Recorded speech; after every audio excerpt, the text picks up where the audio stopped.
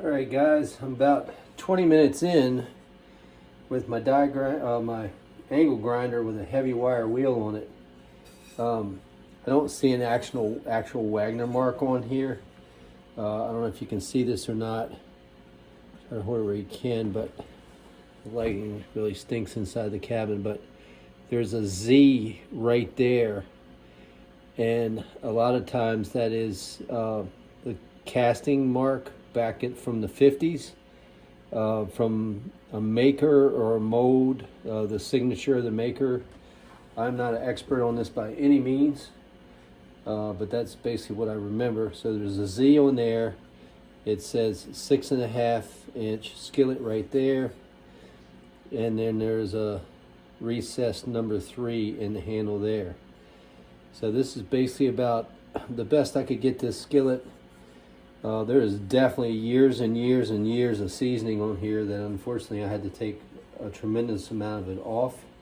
So I'm hoping some of it sticks, and what doesn't stick is going to come off. I've got vinegar and water, hot vinegar and water in the sink.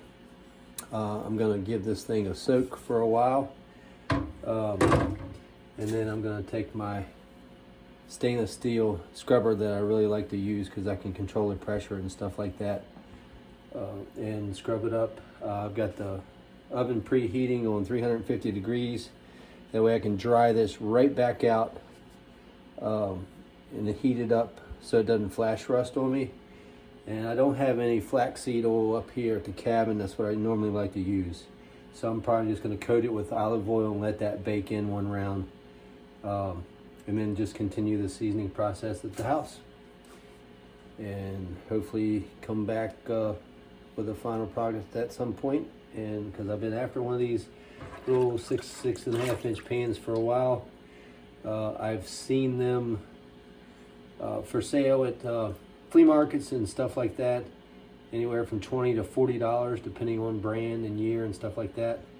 But I'd say that's a caster's mark with the Z from somewhere in the 50s. So this would be pretty cool. If nothing else, I like bringing them back to life and using them. So I'll be back when we work on it some more. All right, so it's the next morning. I had the cast iron pan in the oven for an hour at 375. I was gonna put olive oil on it, but I forgot I had grapeseed oil up here, which works as not as great, but it's comparable somewhat to the flaxseed oil. So I'm pretty pleased with the first round in the oven. There is some deep-seated seasoning on there that I just decided to leave instead of continually grind on this pan. I'm going to hopefully build these areas that it did go down to the metal back up, and then eventually after 2 or 3 times in the oven, I'm just going to start using the pan. There's a heavy deposit area right there. I may heat the pan back up and try to grind a little sea salt in there, or I might just leave it.